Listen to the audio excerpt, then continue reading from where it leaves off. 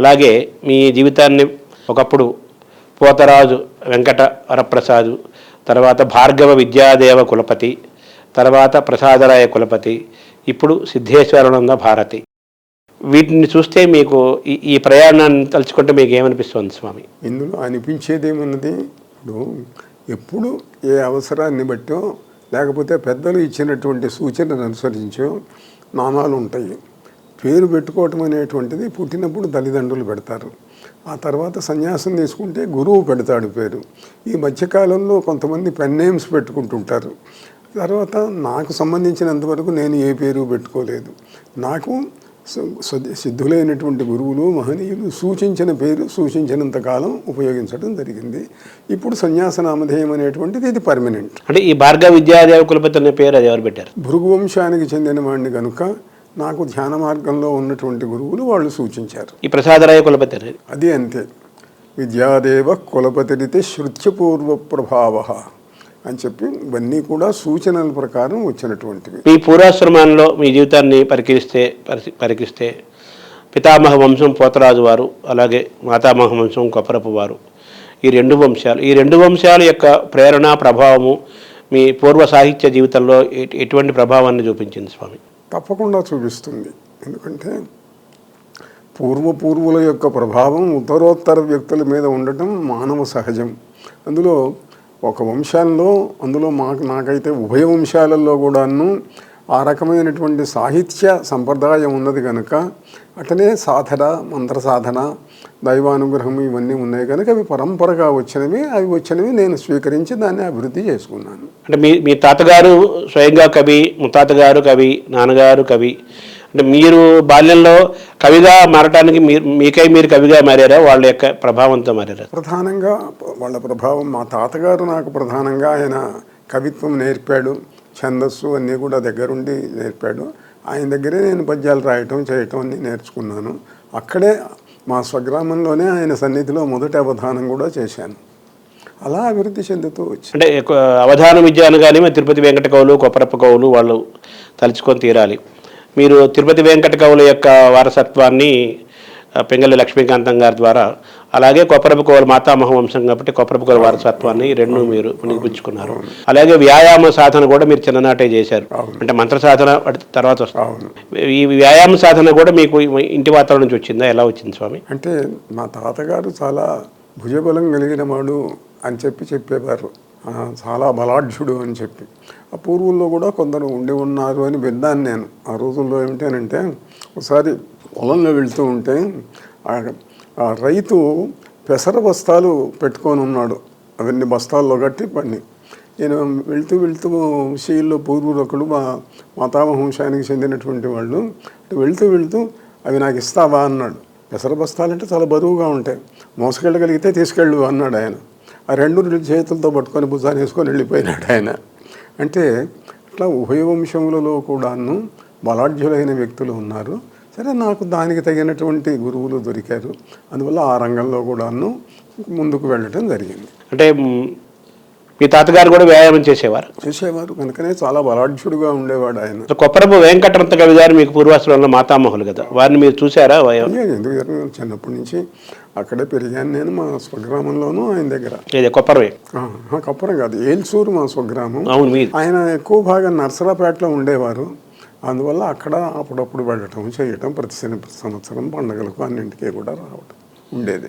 కొప్పరపు కవులకు అవధాన గురువులు మీ పూర్వాశ్రమంలో మీ ముత్తాత గారైన పోతరాజు రామకవి గారు. మీరు అనుకోకుండా మీరు మొట్టమొదటి అవధానం కొప్పరంలో కొప్పరపు కవులు మూడో తమ్ముడు బుచ్చిరామయ్య గారి అధ్యక్షతలో చేశారు కదా. అంటే ఆయన చేయమన్నారా మిమ్మల్ని అవధానం? అది ఎలా జరిగింది స్వామి? అది అంటే అవధానం నేను చేస్తున్నాను అన్న సంగతి విని ఈ కొప్పరం ఏదో ఒక కార్యక్రమానికి, వివాహానికో దేనికో వెళ్తే అవధానాలు చేస్తూనే ఉంటారు కదా అని చెప్పి చేయమన్నారు, చేశాను అంతే.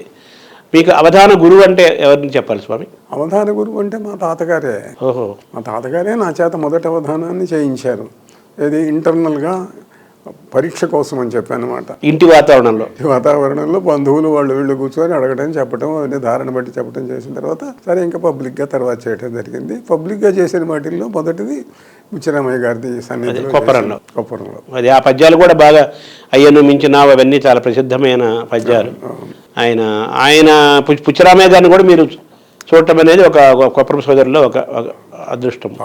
సీతారాం ప్రసాదరావు గారిని కూడా మీరు చూశారు. బాగా తెలుసు, ఆయన మా ఇంటికి వచ్చేవారు. ఆయన తర్వాత వారిని చాలాసార్లు నేను అనేక సభలకు తీసుకొని వెళ్ళాను. చాలామంది విశాఖపట్నంలో, గుంటూరులో ఎన్నో చోట్ల వారి ఆశుకవితా ప్రదర్శనలు కూడా ఏర్పాటు చేయడం జరిగింది. సభలో ప్రజలు మంత్రముగ్ధులయ్యేవాళ్ళు. పోతరాజు రామకవి గారు 20 కళల్లో నిష్ణాతులని నేను చదివాను, విన్నాను స్వామి. అంటే మీరు చదువుకున్నప్పుడు తాతగారు చెప్తుండేవాడు రామకవి గారి గురించి? అవును, చెప్పేవారు. ఆయన సాహిత్యమైన మనకు అందుబాటులో ఉందా స్వామి ఇప్పుడు?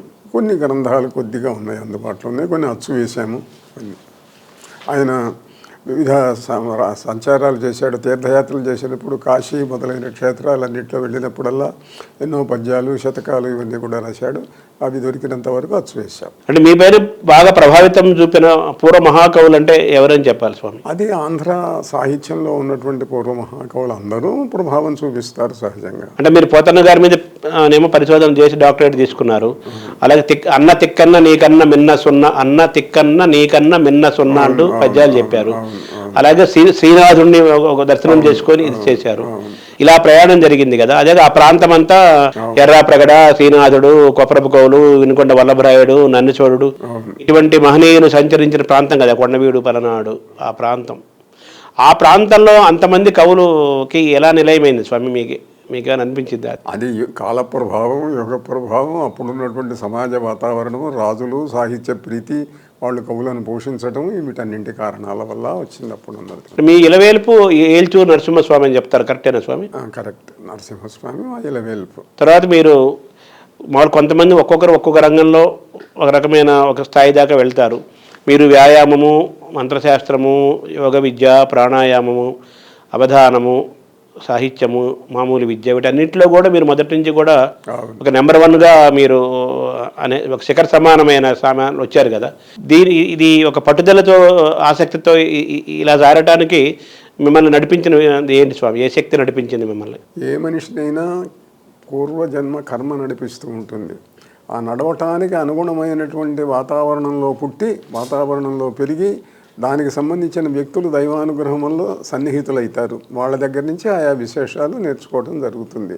అలా మానవుడి యొక్క జీవితము పూర్వ జన్మ కర్మ విశేషముల చేత జరుగుతూ ఉంటుంది.